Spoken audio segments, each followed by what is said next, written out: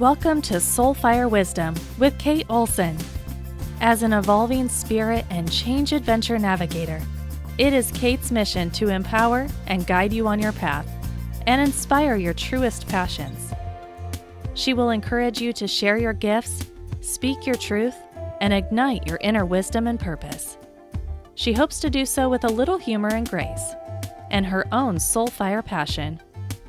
Kate talks with amazing guests who have embraced the pursuit and are fanning the flames of their own passion, purpose, and soulfire wisdom. Now here's your host, Kate. Good afternoon. Welcome to Soulfire Wisdom. If this is your first time listening to the show, I'm a hypnotherapist, an NLP practitioner, and a life coach. And I previously did Embrace Change with Kate, which was a radio show on Contact Talk Radio. And so Soulfire Wisdom is a kind of follow-up to that. Embrace Change with Kate was about embracing change in your life and focused on mind, body, spirit wellness. And people started asking the question, okay, I'm good with change, so what now?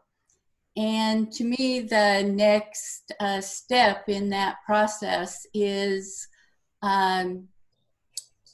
connecting with your soul purpose and your passions, and that will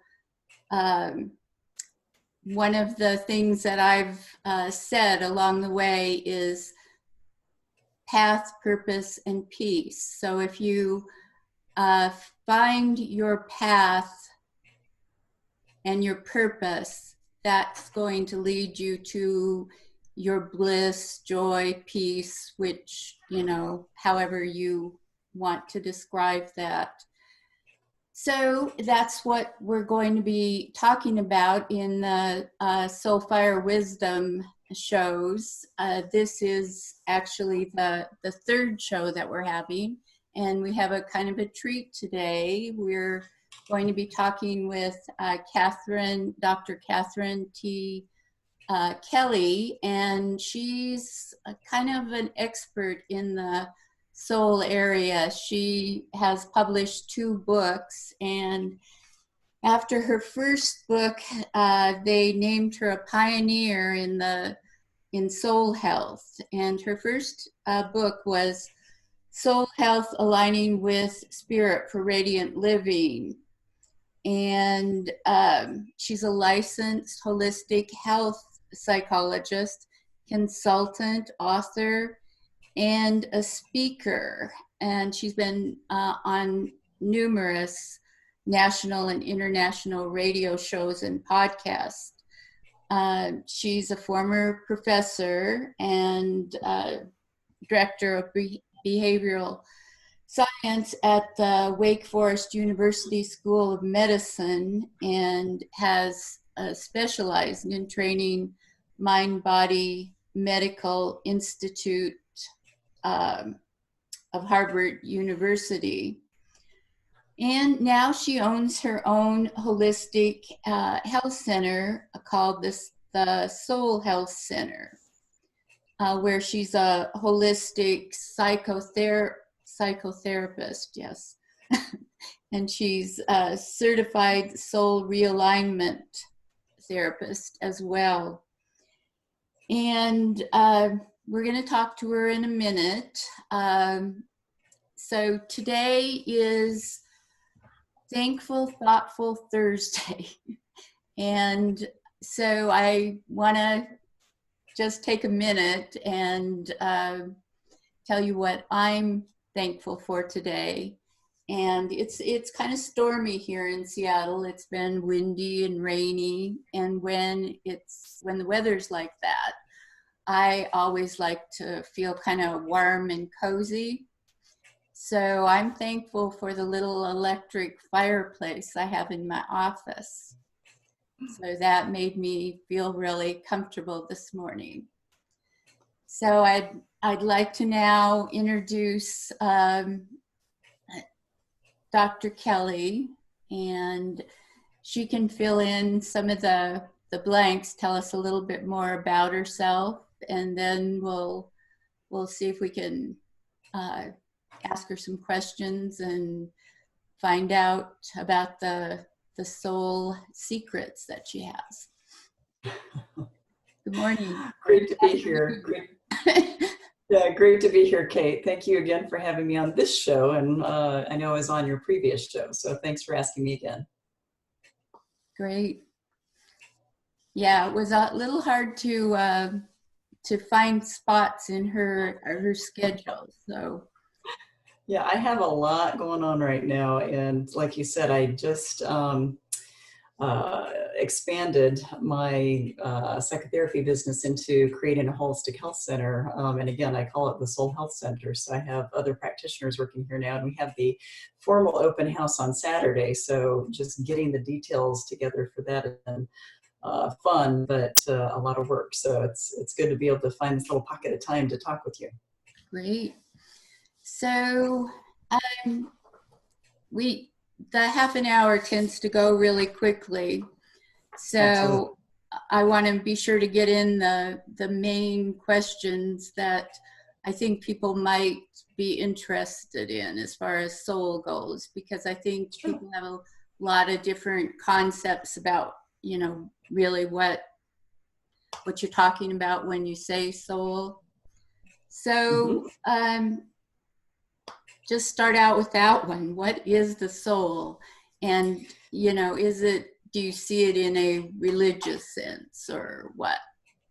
You know, I see the soul very simply, and I talk about this in both of my books, but I see the soul as a non-religious part of our life, but probably the most important part of our life, meaning that to me, the soul is the very essence of who we are.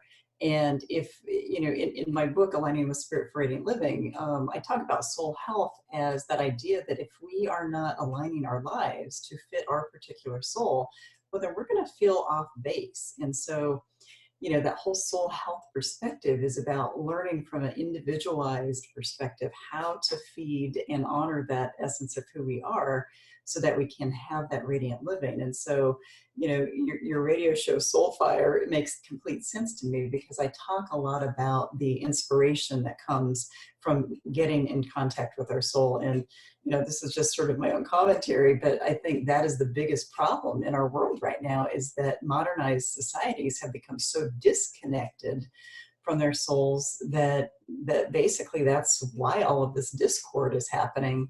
And if you think about the cultures that are very grounded in their souls, very grounded in who they are as individuals, that usually means that they're very grounded in the interconnectedness to their culture. So there's a lot less fighting, there's a lot more peace, there's a lot more oneness, as they say. But, you know, when I look around in our modern world, I think the essence of who we are is so caught up in everything external to us that I really think that that is our biggest challenge. So, you know, to me, again, the essence of who we are is that definition of soul to me. Yes, I totally agree on that. So if with that definition, what is soul health then? And, you know, how can we get better connected? So soul health to me is the action of starting to understand the different aspects of your life that all of us are challenged to explore and balance in our lives. And, you know, if you think about all of the conditions of the human condition, so anxiety or stress or grief or marital issues, relationship issues, self-esteem, we can just go on and on. Those are all really issues of the human condition. And so to me, soul health is the action of taking some very intentional steps to learn about yourself, learn about what your particular soul needs, which is different for everybody, but learning how to clean out what's not working, and then also learning how to fill up what is working. And so that alignment piece, you know, bringing your life into alignment always brings peace. It always brings that sacred truth. And you know, I talk to people about the fact that our soul's most natural state is joy and contentment. So when we are misaligned from something in our lives that isn't true for us, or, you know, creating something, living in a way that's not true for us, we aren't going to find that peace and contentment. So, you know, soul health to me is that active learning, that active, I use the word evolution a lot. It's the evolution of growing beyond what doesn't work for us and growing into a very proactive approach to creating that alignment in our lives. So it's really, you know, it's kind of like when you ask, is someone healthy? Everybody, you know, kind of starts going to that physical health piece, which is part of soul health. But I look at it from the entirety of a person. And that's why I created my model, the soul health models, to help give people a little bit of a blueprint and understanding how we balance our human lives in order to create a much more connected experience of our souls as well. Yes. So some would assume, you know, as you said, that the approach is religious, and it's really not. But I'm going to ask you something beyond, you know, that question. Is a lot of people feel uncomfortable trying to fit something outside of what they understand to be a core in their life, you know, their religion, or even if they see it as their spirituality. Mm-hmm. But I don't think they have to, but I guess I would like to get your perspective on how they can align both of those ideas.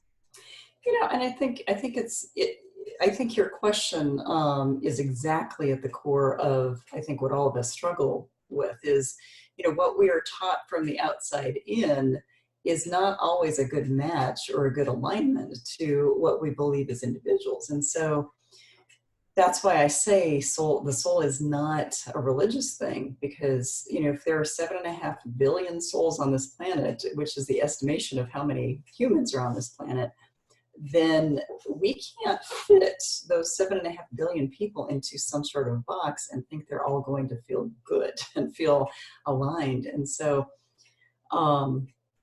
that's why I kind of create or keep the definition of soul as a very generic or very kind of neutral definition, because no matter what religion, no matter what belief system, if you just understand that the essence of who we are is at the core of our health, is at the core of our experience of the human condition, it really doesn't matter what religious upbringing you've had or what you ascribe to. It's just that very understanding of, wow, that deep part of myself is what is searching for alignment. That deep part of myself is what is searching for that contentment and that peace.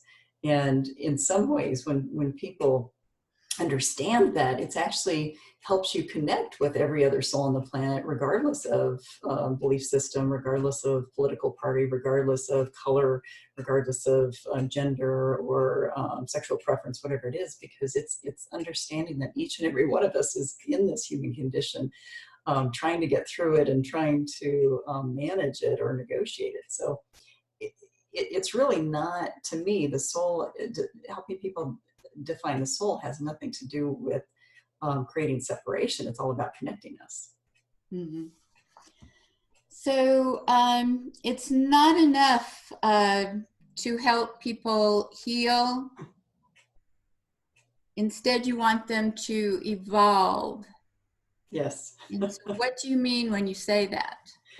Well, you know, I think as human beings, we are here to grow and evolve. And whether we are conscious of it or not, that's really what we are doing in life. And I try to take a very proactive and empowering stance with people that, you know, to me, it's not enough to help someone heal from depression or heal from anxiety or heal from grief. I want them to be able to move beyond where they even started, because that's how we feel the best radiance. That's how we feel the most alignment. That, you know, I am not a no pain, no gain kind of person. I don't ascribe to that concept. But I do believe that our souls get seasoned throughout life according to what we've experienced as humans. And so it's that whole idea of, if we consciously decide that we're going to learn from our experiences, then we are going to evolve regardless. And so I do, in the book, I lay this out, but I also talk a lot about conscious evolution, that if we can kind of flip that switch to realize that our experiences as humans are, you know, they're challenging, but they're also here to help us learn and grow and evolve. So it's a very, I guess, consciousness-based approach, and yet it's also a very empowering approach. And that is what I try to instill in people, is that we are our best healers. We just don't often tap in to that internal wisdom, that deep wisdom that we have within us that can guide us throughout our lives. So, you know, to me, that's where evolution comes in. Yes, I had a good experience with a client recently that had a long history of different trauma in her life. And she came to the conclusion on her own after our sessions that she is capable of, you know, finding the answers and solutions on her own, that she has the strength.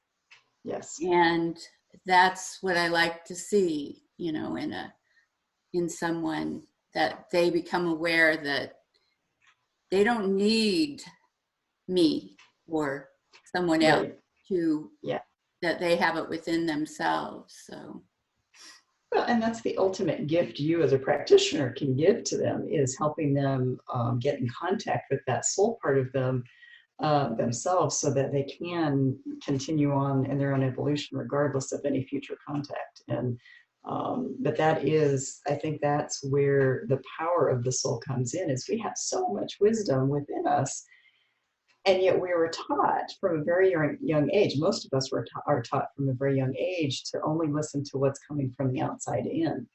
And to me, that's why religion can be so challenging for a lot of people who are trying to get in contact with their souls, because religion is created as a way, to me, religion is created for us, whereas we create our own spirituality.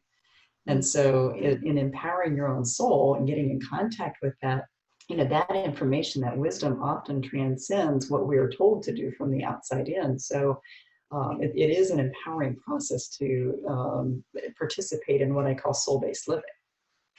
Yes, but I was, she in particular, is young, she's young, so I was glad to see her make this discovery at a very young age. And when she first came to me, she told me she was messed up, you know, she was just broken. She'd had so much happen, and now she feels whole. She feels great. And that's part of what I felt like you were saying. Absolutely. Absolutely. So your book, The Soul Health Aligning with Spirit for Radiant Living, describes your soul health model. Can you tell us a little bit about that? Yeah, absolutely. So my soul health model is a holistic approach to, I call it radiant living. And basically what it is it serves as a blueprint to take a very quick look at what's going on in your life and seeing what's working and what's not. Now, I'm a tree hugger. I love trees. And so I used the model of a tree, and I created 10 different branches that really, I think it's pretty comprehensive. You know, all the wellness models that are out there have about 6 or 7 components. But as a therapist, I hear hours worth of conversations during the day. And I noticed that most of those wellness models were missing some very key aspects of what people deal with from day to day. So my model is of a tree that has these 10 branches that basically you look at the model and you can almost immediately identify which one of those branches needs a little help, which needs a little pruning or a little fertilizing. And it just serves as this blueprint to get you on the path to feeling much more solid, much more grounded in life, as well as again, I use those words, conscious evolution. It's like, trees evolve very slowly. They grow very slowly, but as they grow very slowly, they become more and more solid, more and more grounded, more and more rooted. So I use a lot of metaphor with that model to help people understand that, as we learn about those branches of the human condition and really align those with our truth, then boy, we are almost invincible after we've really understood what we need. And so that healing process is of working through what's not working. And I tell people a lot of times we come in wilty as a tree, but then it's learning how to clean out and prune what's not working and fertilize what is, and then you get that radiance, you get that real rich experience of life. And to me, that is all about how we connect with our souls and how we move forward as humans as a result. Sounds like a good metaphor. Yeah, it's very user-friendly. So you recently released another book. You want to tell us a little bit about that, about the self-care and how you relate that to soul? Yeah, and that was another fun one. That was a really fun one to write. That whereas Soul Health Aligning with Spirit for Radiant Living gives you the blueprint to how to live a radiant life, Recipe for Radiance is really about how to create a very specific self-care plan, which I call a soul care plan. And because, yes, we need to learn how to balance those branches that I talked about, but we also kind of need a day-to-day plan for how we care for our souls and how we care for our human parts of life. And so it was really fun because for years I've used this metaphor with clients about how to create their own recipe of self-care. Ever since I could stand up, I've been in the kitchen. I've always loved to cook or bake. And so I use this metaphor with clients that is teaching clients how to create that recipe in the very same way that chefs are taught in culinary school to create a recipe. And so I walk them through finding your key ingredients, finding your secondary ingredients. So it's kind of like the broth. The third ingredient set of ingredients is like the spices and the flavorings. And so there's these three different levels of self-care activities that I help people identify and create in their lives. And then I kind of walk them through the metaphors of understanding, okay, so how long do you cook those? How long do you have to do those in order to feel grounded and radiant? Or do you need to switch some in and out? Just like, sometimes we're cooking something and we don't have an ingredient. Well, then sometimes we have to switch in. Well, I don't have enough time to go to the gym today, so why not go for a walk? And so it's a really user-friendly, basic metaphor, but because everybody can relate in some way to cooking, it really seems to help deepen a person's understanding of how important it is to be proactive about self-care.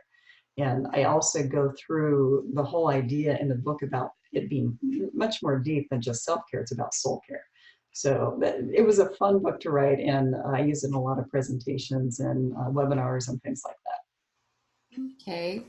So you say that there's a common mistake that people make with self-care. So what is that?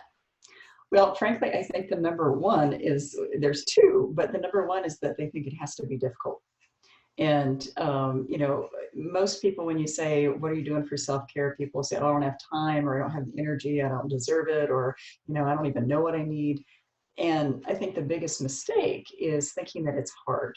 And there's probably things that people do on a regular basis that are for self-care, but they don't realize it's for self-care. But I think the biggest mistake is, again, thinking it's hard. And the second one is not recognizing what you're already doing that is self-care based, because once you start to identify those things, you kind of empower yourself and it gets that recipe list kind of started for yourself. The other, one of the other, I think, myths about self-care is that most people think it's going to take a lot of time. And honestly, when we set the intention, even for 5 minutes of just being or staring into nowhere or enjoying the trees, whatever it might be, that 5 intentional minutes is much more restorative than an hour of something else that is much less intentional. So I think people have this idea that it has to be hard or take a lot of time. And it just doesn't. And, you know, I prove this every day when I encourage clients to go take 5 minutes a day, just 5 minutes a day, to go sit on their back porch or deck, or go play with their cat or dog for 5 or 10 minutes, but really intentionally absorb the therapeutic benefit of it.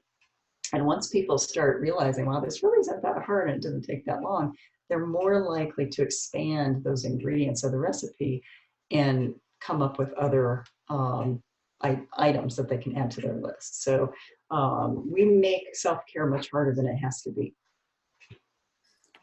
So how do you apply self-care in your own life?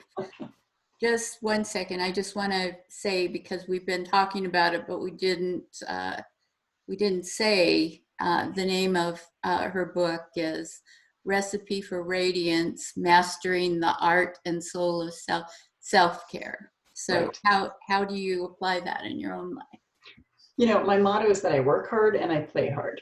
And I am a hard worker. I can accomplish a ton of stuff, but the only reason I think I can is that I do a lot to take care of myself. So I do the journal writing. I do long walks out in the woods. I play with my animals. I spend time with friends. I do some mindless stuff. I exercise regularly. So I know for me that I have done this for so long, and it was all the way back in graduate school when I started understanding what my key ingredients were for my own recipe.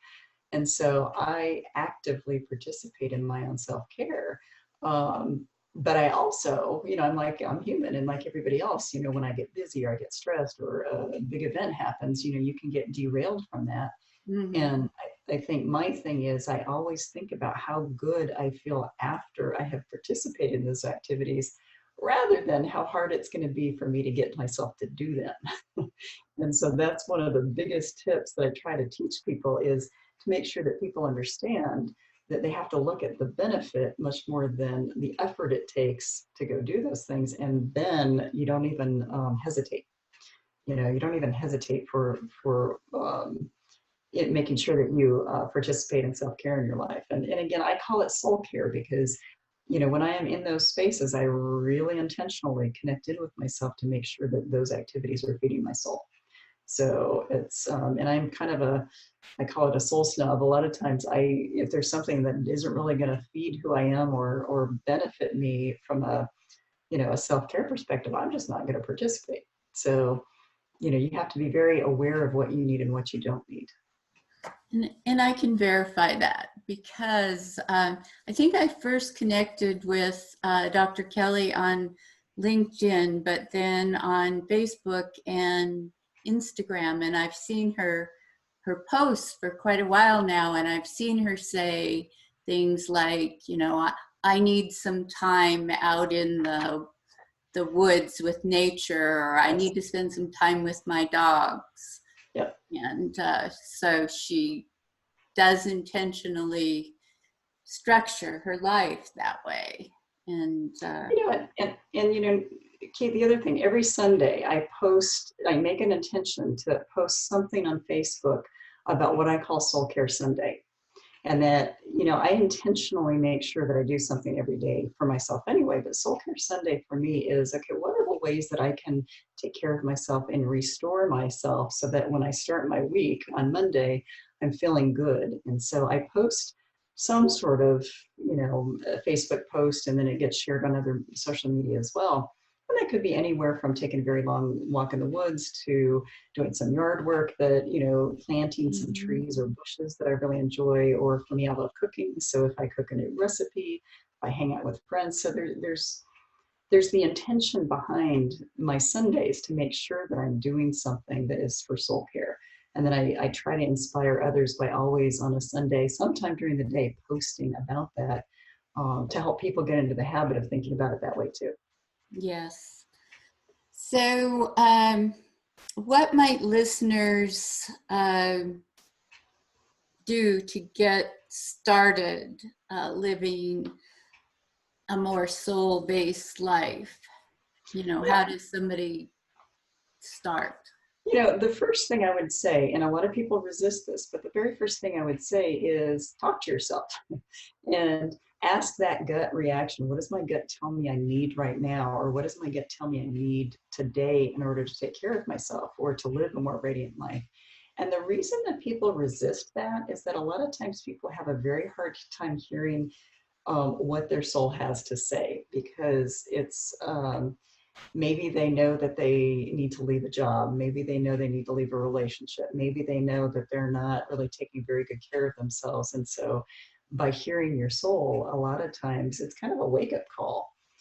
But that is the very first thing that is going to get you on that path to radiant living, is to start listening and understanding that your soul is just trying to guide you. Your soul is there to be your friend and and help you honor yourself in your human life. So that's probably the first thing. And the second thing I would say is find your tools. Find just one or two very easy things to do on a regular basis that will help align your life. And even if it's, like I said, 5 minutes on a back deck, kind of letting yourself air out so that you can hear yourself better, then that 5 minutes is better than what you were doing before.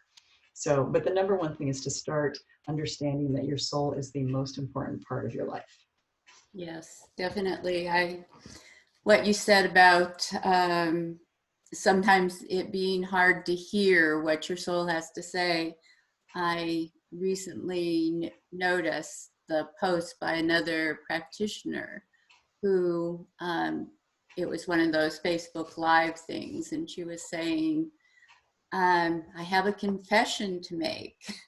And she said, a lot of you out there think I'm an introvert. I mean, an extrovert, because I'm always, putting myself out there and doing things and that.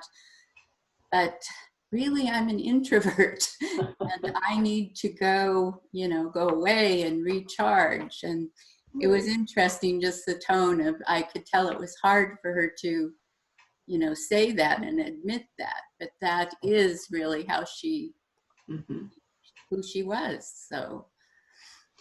Yeah, and what's interesting, in our society, we think being an extrovert is more valued. Mm-hmm. And yet the research is actually quite clear that most people, when asked, believe the people who are the most quiet more than they believe the people that are the most extroverted when they're talking about something. And it's one of those things where we have all these misconceptions about introversion. I'm actually an introverted extrovert. And what I mean by that is, the Myers-Briggs, I'm right really close on the line of introvert extrovert. And so I love people, but I love to be away from people. And so I think owning that is part of, owning your truth, no matter what your truth is a big part of soul health, and just honoring that. Just accepting. And, Kate, I want to say this because this is something I added to the second edition of Soul Health when I published it last year, is that, self-love to me, and I know that sounds very hallmarky, but self-love to me is the absolute key to your soul's evolution. Because I think what happens is any condition we have within the human condition, any struggle we have, you can always link it straight back to a lack of self-care, which means a lack of self-love. Mm-hmm. And so the thing is, that whole self-love piece is about love and acceptance. What do we want most in this world? Love and acceptance.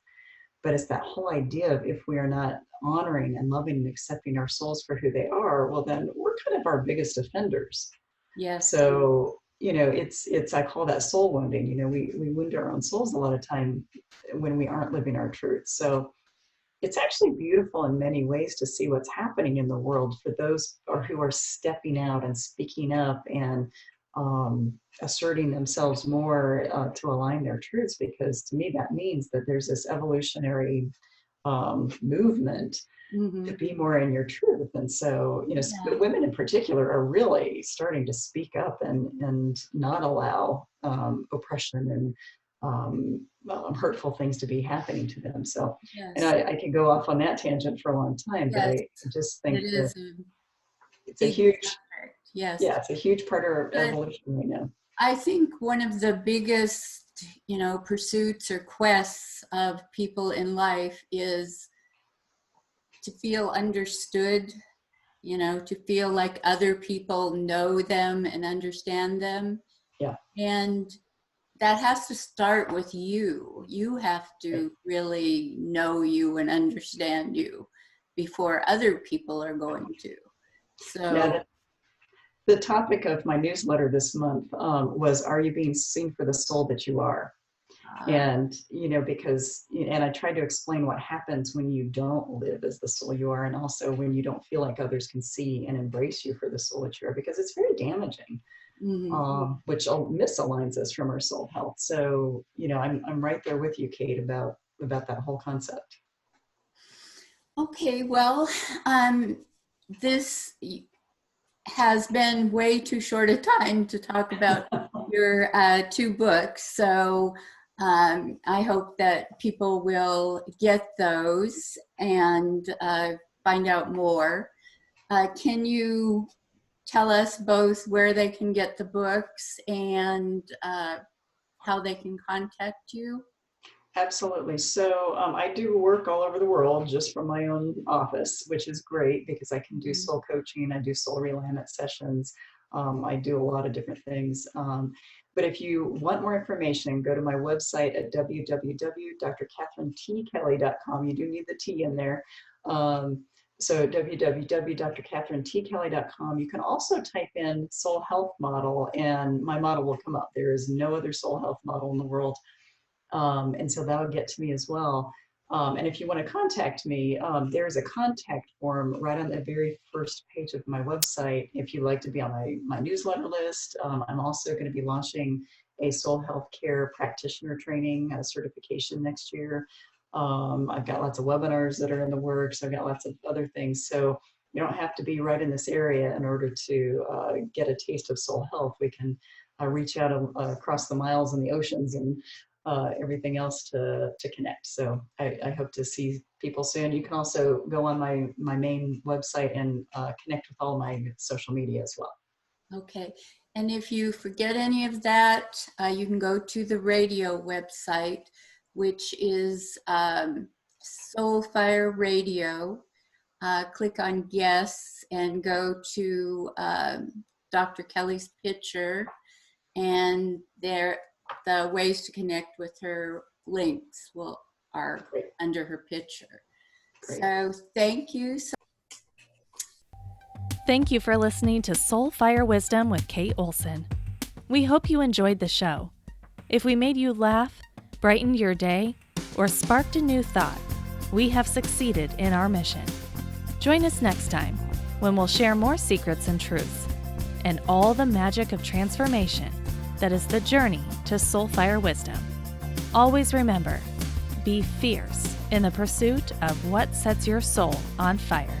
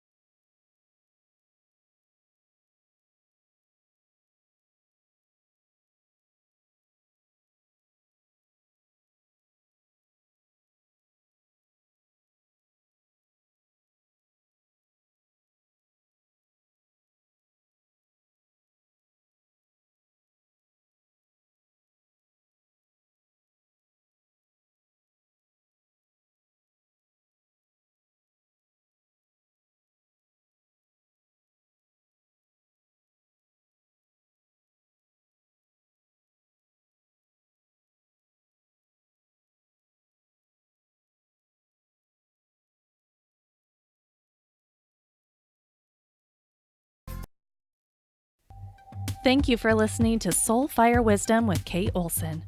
We hope you enjoyed the show. If we made you laugh, brightened your day, or sparked a new thought, we have succeeded in our mission. Join us next time when we'll share more secrets and truths and all the magic of transformation that is the journey to Soul Fire Wisdom. Always remember, be fierce in the pursuit of what sets your soul on fire.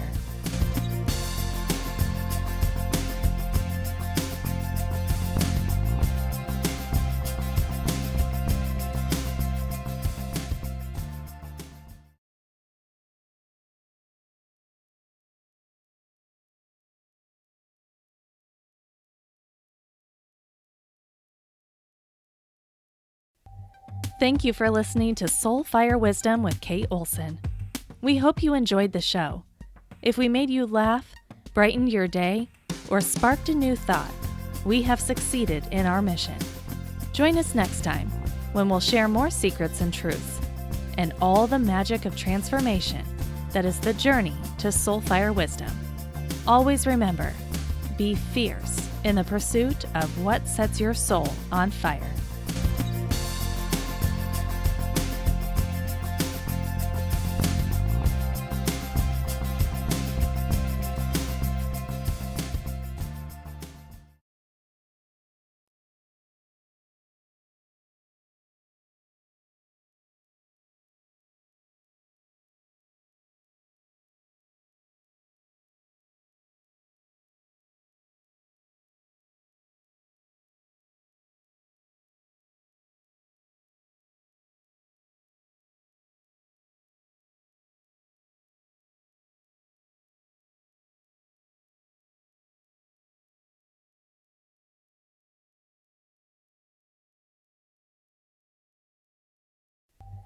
Thank you for listening to Soul Fire Wisdom with Kate Olson. We hope you enjoyed the show. If we made you laugh, brightened your day, or sparked a new thought, we have succeeded in our mission. Join us next time when we'll share more secrets and truths and all the magic of transformation that is the journey to Soul Fire Wisdom. Always remember, be fierce in the pursuit of what sets your soul on fire.